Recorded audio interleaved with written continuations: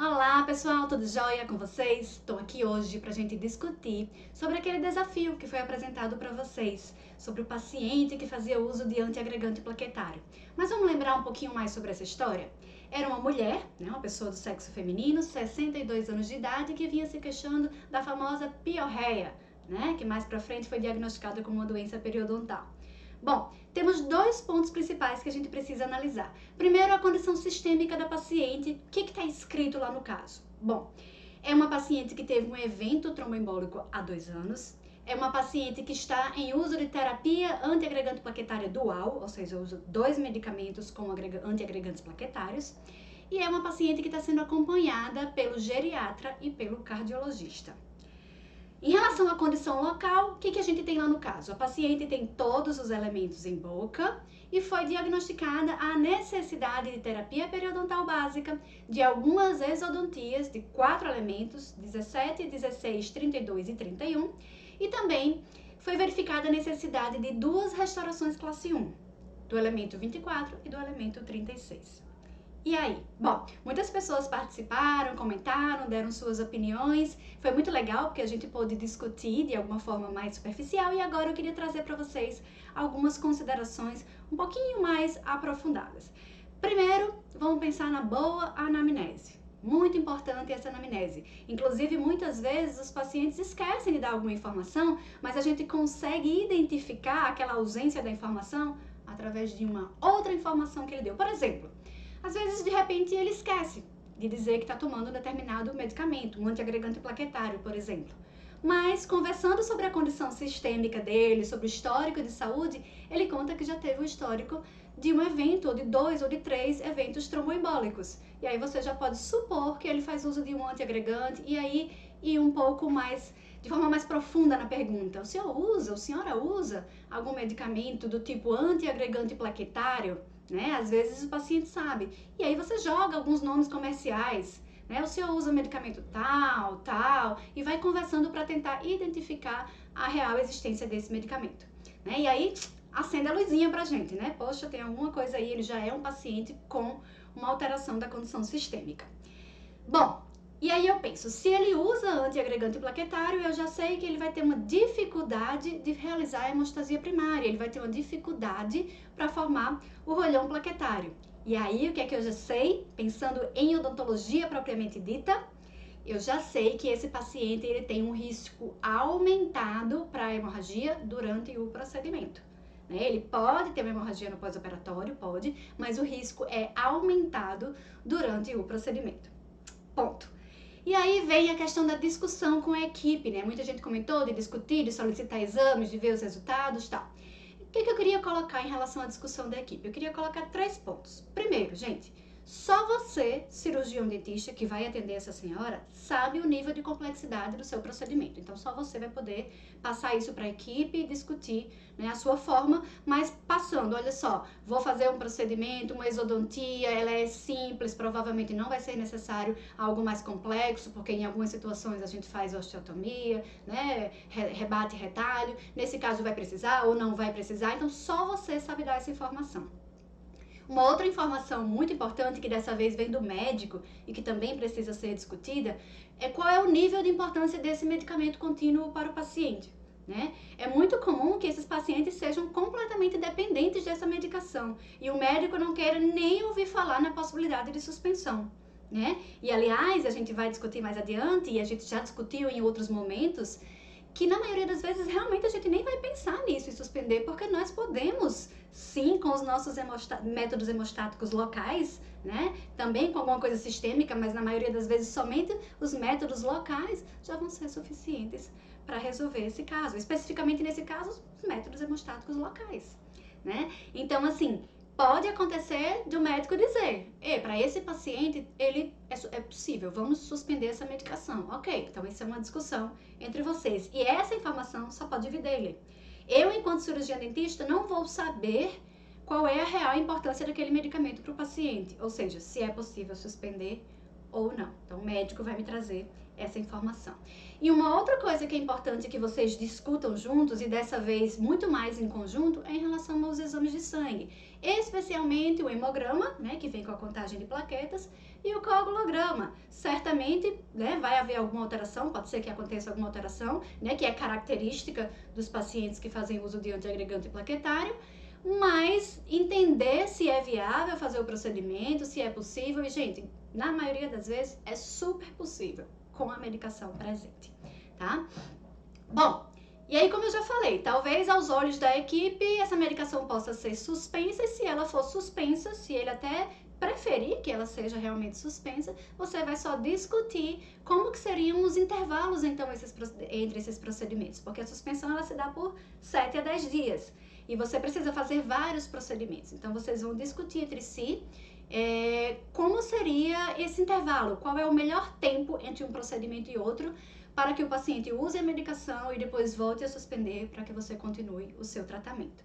Mas é muito importante, gente, que você, enquanto cirurgião dentista, passe, explique para a equipe, né, especificamente, né, especialmente para o médico, mas explique para a equipe que você sabe manejar esses pacientes que estão em terapia antiplaquetária, né, antiagregante plaquetária, dual ou não, e que a literatura já mostra que é possível fazer os procedimentos com alguns métodos hemostáticos locais, e que muitos trabalhos mostram que sim, há um sangramento aumentado, mas que esse sangramento é perfeitamente coibido com os seus métodos hemostáticos locais, né? Daí o paciente não fica sem a medicação e está fazendo um procedimento com alguém que entende, com alguém que é seguro naquele assunto. Aliás, falando em procedimentos e considerando que essa terapia antiplaquetária ela vai ser mantida, vamos aqui às peculiaridades desses procedimentos em si. Bom, vamos começar pela terapia periodontal, porque na maioria das vezes esses pacientes vão começar pela terapia periodontal. E aí a pergunta é muito cálculo? Aquele paciente que tem uma quantidade de cálculo exacerbada, que você imagina que vai haver um grande sangramento independente de medicação, né? Porque quando você vai remover, quando você usa ultrassom para tirar uma grande quantidade de cálculo, você já tem um sangramento. Ou é aquele caso que você, sabe, um pouquinho de cálculo na lingual dos elementos anteriores, uma coisa básica. Qual o paciente que você tem? Bom, se você tem um paciente com muito cálculo, vai com muita calma. De repente, comece pela região menos afetada, vá raspando de forma mais superficial, vá fazendo a cada 2 elementos e vá observando o sangramento, né? Às vezes você faz 2 elementos dentários e você já percebe que tem um sangramento diferente, um sangramento contínuo, e aí você já não segue adiante naquele momento, você vai agora coibir aquela hemorragia, tá? Bom, e aí nesse caso a gente vai ter 2 opções, você tá raspando lentamente, a primeira coisa que pode acontecer é coagulação ok. Aí você vai seguindo, vai observando, tá? E aí vai fazendo também em outros momentos, cada vez você vai entrando mais, né? Como a gente diz, escuretando mais profundamente. E claro, entre as sessões você pode, como sempre, né, no tratamento da doença periodontal, associar com colutórios, etc., para facilitar a cicatrização, né, a resolução dessa doença. Mas, como eu disse, você pode também encontrar um sangramento diferente, aquele sangramento contínuo. Bom, aí é hora de parar e pensar o que é que você tem de métodos hemostáticos locais. Aliás, eu queria já até aqui abrir um parênteses bem grande para dizer a vocês assim, que não espera acontecer para você dizer, ai meu Deus, será que eu tenho tal coisa? Não, é importante que a gente já tenha no consultório algo preparado para essa possibilidade, para a possibilidade de repente de o paciente ter uma hemorragia. Bom, tem algumas coisas muito básicas que costumam resolver, como por exemplo a compressão com gaze, como por exemplo o gelo, como por exemplo o ácido tranexâmico, né? Que a gente tem, por exemplo, o transamin, que a gente pode usar, o Y. A gente pode usar também o Y, não é ácido tranexâmico, é o ácido epsiloaminocaproico, mas tem a mesma função, né? São antifibrinolíticos todos dois. Inclusive existem eles também, existe o ácido tranexâmico comercial, aquele que você já compra pronto. Enfim, você vai usar o que você tem e normalmente só com isso você já vai coibir aquela hemorragia. E aí você vai pensar em fazer esse tratamento periodontal cada vez mais aos poucos. Também sempre com o auxílio de colutórios, enfim, de algo que você possa ajudar nessa cicatrização. Só muito cuidado com os bochechos, né? Colutório de repente só colocando com o auxílio de uma gaze. Por quê? Porque o bochecho pode estimular sangramento, né? E lembrar também, gente, que o processo inflamatório que existe ali, decorrente da presença do cálculo, o processo inflamatório por si só, ele já gera um sangramento diferente, né? Um sangramento a mais, né? É tecido inflamatório, né? Então, assim, sangra bastante somente pela presença dele. Então, o interessante, reforçando o que já foi dito, é que você vai fazendo aos poucos, porque cada vez mais aquele tecido vai estar mais próximo daquilo que a gente considera saudável e, consequentemente, a hemorragia vai ser mais facilmente coibida ou a hemorragia vai ser mais facilmente prevenida, tá? E aí tudo corre da maneira melhor. Muito bem, aí você só vai pensar nas cirurgias, a gente não tem umas exodontias para fazer, você só vai pensar nas exodontias quando você tiver um quadro periodontal estável, né? O paciente não tem mais um tecido inflamatório ali pela presença do cálculo, já foi removido todo o cálculo, deu tudo certo, e aí a gente vai pensar nas exodontias. Bom, considerando que de repente a medicação foi suspensa, o médico entendeu que é possível, ok, você vai operar o paciente depois de 7 a 10 dias, né, com a retomada da medicação no dia seguinte, só mais uma vez discutindo aquela questão do intervalo entre uma exodontia e outra. Mas como que a gente pode prevenir hemorragia naquele paciente que vai fazer uma exodontia com a medicação antiagregante plaquetária presente? Bom, tem algumas formas muito simples de a gente ajudar nessa prevenção. A primeira é, que tal você pensar em fazer um elemento de cada vez? Às vezes a gente fica se coçando, né? 2 elementos anteriores, vizinhos, e vamos tirar um de cada vez, né? E começar também pelos unirradiculares, para a gente sentir esse risco de hemorragia, né? Então faz um anterior, em outro momento faz o outro anterior, e aí em outro momento a gente vai para os posteriores também, um de cada vez. Tá? Além disso, é muito importante que a gente realize procedimentos o mais atraumáticos possível, de uma forma mais atraumática possível. Né? E isso a gente já faz no dia a dia, a gente já tenta fazer da forma mais atraumática. Né? Isso é bom para o paciente. Mas nesses pacientes, mais do que nunca, a gente tem que ter esse pensamento. Tá? Uma anestesiazinha com adrenalina também vai ajudar. Por quê? Se você puder, se ele não tiver nenhuma contraindicação por outros motivos, a anestesia com adrenalina vai ajudar, por quê? Porque a adrenalina ela faz vasoconstricção, então ela já ajuda ali no iniciozinho da hemostasia primária, antes mesmo da formação do rolhão. Então é algo que vai ajudar ainda mais na contenção da hemorragia. Sabe o que é outra coisa também fantástica? Uma boa sutura, gente. Uma sutura bem oclusiva, né? Não é aquele suturinha em X e tchau. Faz vários pontos, de preferência, inclusive, pontos isolados, vários pontos, mas deixa bem oclusiva. No final, pode fazer um em X, tá? Mas vários pontos isolados, por quê? Porque se por acaso soltar, só solta um, né? Na hora que a gente faz contínuo, há aquela desvantagem de soltou ali, solta toda a minha sutura. E para esse paciente, mais do que nunca, a sutura é muito importante. Então, uma boa sutura, uma sutura oclusiva, é fantástica na prevenção de eventos hemorrágicos, né? Já que estamos falando de exodontias. E claro, a gente vai fazer orientações pós-operatórias reforçadas para esse paciente também. Não é porque a dificuldade dele está na hemostasia primária, não é porque a dificuldade dele está durante o procedimento que eu vou ficar tranquila em relação ao pós e vou fazer a orientação de qualquer jeito, né? De qualquer jeito a gente nunca faz, mas fazer como se fosse um paciente rígido. Não, eu devo reforçar essas orientações. Eu devo entrar em contato, sim, com o paciente no pós-operatório, saber como ele está.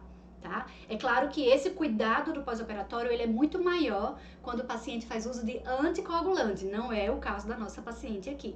Mas no caso dela, em uso de antiagregante plaquetário, sim, também a gente vai ter um certo cuidado no pós-operatório, mas focando sempre mais no transoperatório. Muito bem, professora, mas teve, né, aconteceu a hemorragia. E aí? Tá sangrando continuamente, eu não tô conseguindo segurar, durante o procedimento a hemorragia aconteceu. Bom, da mesma forma, lá no que a gente falou lá do periodonto, né? Muitas vezes a compressa com gaze já resolve, né? Muitas vezes você vai precisar também pinçar um vaso, porque aconteceu ali, né? Um acidente, e aí você pinça o vaso, ajuda bastante também, né? Costuma resolver. As esponjas, eu sei que muitos colegas já usam, né? As esponjas, elas são fantásticas, né? Então, se você já tiver ali o alvéolo, se você já tiver a janela, o espaço para colocar a esponja, então a esponja vai ajudar também bastante, né? Aliás, tanto na prevenção como no tratamento, e os antifibrinolíticos, né? Que a gente também ajuda na prevenção e também vai ajudar no tratamento. Os antifibrinolíticos, eu já citei anteriormente, são especialmente o ácido tranexâmico e o ácido epsilon-aminocapróico, que podem ser usados de forma local, tanto através de irrigação, como através do pó, né, do comprimido macerado, e também a medicação, né, o ácido tranexâmico, no caso, que vem numa forma comercial, é o Quinhexogel da Farmaquin, que é fantástico também, tá? Então, pode ser irrigação, comprimido macerado ou Quinhexogel, que já vem pronto. Beleza, dessa forma a gente costuma, são as formas mais simples, né, pra gente conseguir resolver ali a hemorragia. Mas a gente conversou também, lá no finalzinho do caso, eu coloquei assim, implantes. Será que é viável para esses pacientes? Bom, se a gente pensar pela condição periodontal do paciente, talvez implante não seja indicado por isso, né? Pela condição periodontal. Se ele tinha tanto cálculo, né? Certamente bolsas, etc, etc, como é que vai ser a condição desse implante? Como é que vai ser ali a condição periimplantar? Certamente ele vai acabar perdendo o implante também.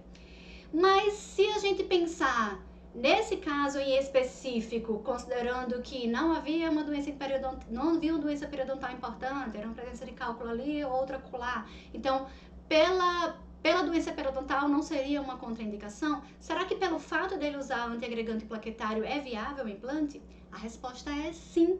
Na maioria das vezes, sim. Gente, quem faz implante sabe que a cirurgia de implante é uma cirurgia muito simples, né? Às vezes é uma cirurgia que sangra menos do que uma cirurgia, uma extração dentária, uma exodontia. Então, ele pode ser indicado sim. Claro que cada caso é um caso, precisa ser avaliado, mas não há uma contraindicação absoluta, né? Também não há uma contraindicação relativa importante. É mais pelo fato desse paciente poder ter outras alterações sistêmicas associadas e, claro, pela condição periodontal também. E não esquecer que ele tem restauração para fazer também, são restaurações classe 1, então você não vai precisar usar matriz, então certamente você não vai ter aquele sangramento gengival pelo uso de matriz, mas cuidado, porque a orientação é fazer isolamento absoluto, e na hora que a gente faz isolamento absoluto, o que é que acontece? A gente usa grampo. Então, quando a gente está atendendo um paciente com coagulopatia, uma das dicas é evitar o grampo, não é evitar o isolamento absoluto, é evitar o grampo. Sabe? Você pode fazer amarria, pode usar o lençol de borracha para auxiliar no isolamento e assim não utilizar o grampo. Por quê? Porque o grampo às vezes também causa uma hemorragia, um sangramento inicial ali que pode vir a ser um quadro de hemorragia. E aí, gostou? Espero que eu tenha contribuído para deixar você mais confiante, mais seguro no atendimento a esses pacientes. Gente, muito obrigada por terem me ouvido até agora e a gente volta em outro momento para discutir outros casos.